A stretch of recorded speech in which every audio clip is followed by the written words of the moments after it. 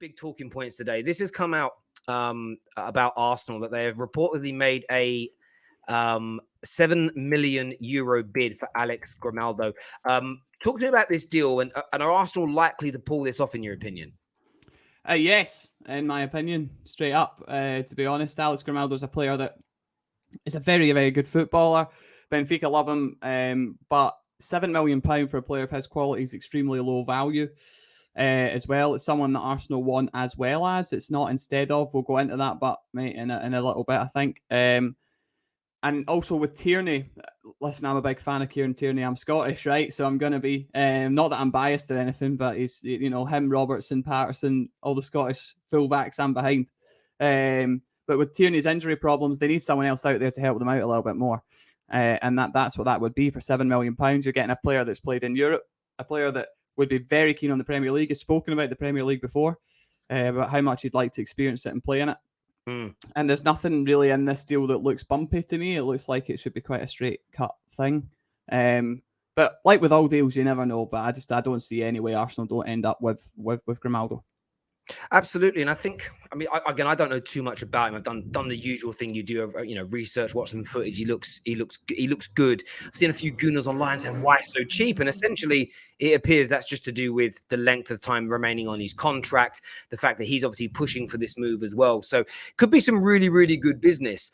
But the question that I have for you in relation to this is, Arsenal fans for the majority of the summer, and only because they've really read this from sort of Arsenal-specific journalists, but the kind of talk has been that if the Lisandro Martinez is going to be their backup left back, they're now looking to go for Grimaldo. Does that end their pursuit of Lisandro Martinez, or is something else going on here? No. I mean, like I said, £7 million isn't a large outlay. It really isn't. His wages won't be too much either. So it's not the case at all. I don't think they're signing Lisandro Martinez as a left back. I don't think that's ever been the case for Arsenal. It's someone to add the depth in their centre defensive positions, someone to add the depth. Not only that, Lisandro Martinez has played a defensive midfielder role as well, quite good. He's competent on the ball. He's got good. He can play the ball out well, which is why Ten Hag always really liked him as well, and that versatility. So no, not at all. I don't think that's the case. I think the reason Arsenal might pull out of the Martinez deal is because simply Man United are actually in the driving seat of it rather than anything else. I don't think Grimaldo is connected in any way, but I can understand why people would put two and two together and say, well, he's played left back a few times. That's the cover gone. But Martinez is a centre back. Martinez is a centre back by trade, or a defensive mid, as well. So it's not for me one or the other. It's for me. If they could, in the best of both worlds, Arsenal would have both of those players in the door this summer. But I don't see it. It's interesting that you say that, because again, this is pure fan theory, me reading between the lines. Again, just doing research on players. Lisandro Martinez has rarely played as a left back, predominantly centre back, a little bit in that DM kind of position. Arsenal fans are talking about playing I've never actually heard of this expression, but an inverted fullback. And then someone told me that basically means like a fullback that doesn't maraud forward so much. I was like, oh, so just a left back then. I don't know. For me, it just felt like an old-fashioned way of saying just a left back. But still, I don't. There's something.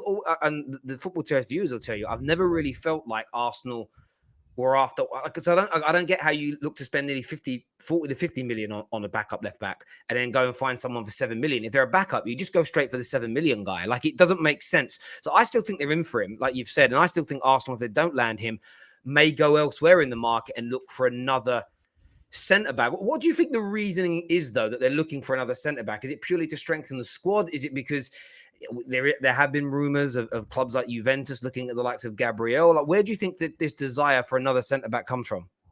Arsenal, Ben White, Gabriel, I mean, they're kind of two, aren't they, in there? Arsenal don't have much depth. It's really just a strengthening position and strengthening the squad. It was also the style of play. Every manager has a list of targets when they go for them, and it's not just because they're a good player. It's because they fit the model in which the way they want to play. And we know Arteta's from the school of Pep, right? So he likes players who are able to keep the ball at the feet and move it on and be comfortable in possession. Martinez is one of them. He's absolutely one of them. So, and by the way, I see everyone talking about his height. His heading statistics are ridiculous. They're absolutely ridiculous as well. But that's a bypoint. However, that's the reason. It's only just to add quality in the area rather than and depth rather than replacement. It's someone that he's liked. It's someone that Arsenal have liked. And like I said, those attributes of allowing him to pass the ball out and play on the ground so well will be attractive to Mikel Arteta rather than any other reason. It's about strengthening. That's what the summer's for. They've got to go. Arsenal Champions League's not there, and ultimately Arsenal want to be a Champions League team. And if you want to be a Champions League team, you need the players who are going to get you in the Champions League. Yeah, I totally get that. When a lot of people are kind of scoffing at the idea of £50 million for Lisandro Martinez, 24 years of age. In your opinion, as a professional in this space, is he good enough to warrant that type of transfer fee? It's weird, right? Because I started doing this, like I focus a lot on Scottish transfers as well, and the inflated prices when it comes to English football predominantly, especially from Premier League to Premier League clubs, or when it just involves tier 1 leagues, Spain, Germany, Italy, England. You know, it's a kind of a normal fee, £50 million. He's 24 years old. It will be a 5-year deal signed with Man United, or 4+1 as well. So it's an asset that they've got for that amount of time. He's someone that will have resale value potentially if he goes to Manchester United and gets better, which is quite likely.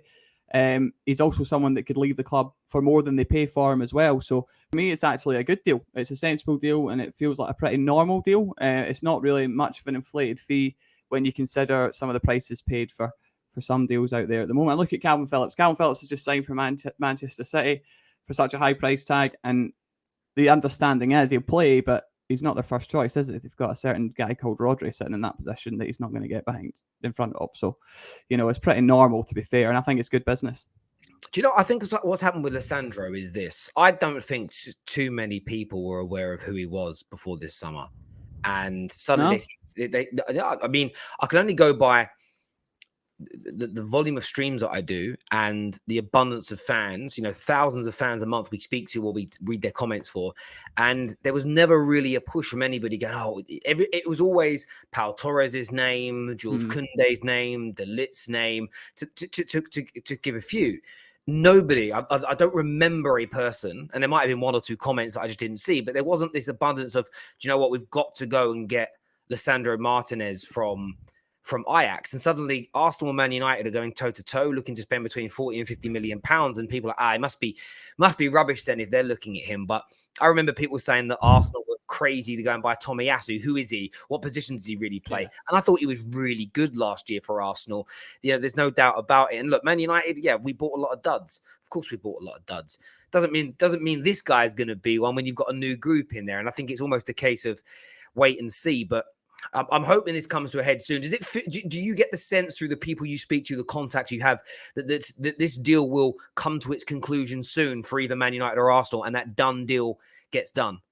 Yeah, I mean, there's a couple of things there. I put out a tweet, I don't know how long ago, 45 minutes ago or something, saying that this is it now, really. This is the final push for Man United. It does feel like this is it. This is the next 24 to 48 hours are kind of really important, as Fabrizio Romano had said, and stuff like that as well.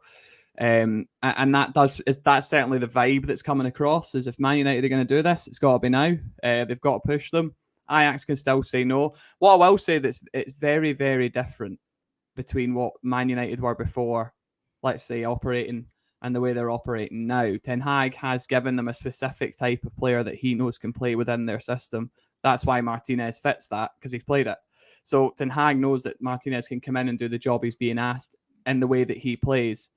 Whereas before, there maybe was I think Man United got a bit lost in trying to sign quality players, but didn't actually have much of a system to fit them into. Whereas this is, rather than the names you expect, mate, like you spoke about, you're going to see players that fit the mould of a manager. It's what a director of football's tasked with. It's what a scouting department's tasked with. Ten Hag came in the first press conference, didn't he, and said, the line stops with me. I make the decisions. And when he's come in with an idea, a philosophy, and a way of playing. The scouting department are behind that and are identifying players who can play that way. That goes to the director of football, who then goes to the agents of the players, or the representation of the players, to see if the deal's possible. And it's all about being able to fit in the system rather than, well, sell shirts or be a big name. It's about being the right player. And I think that's going to be the difference for Manchester United.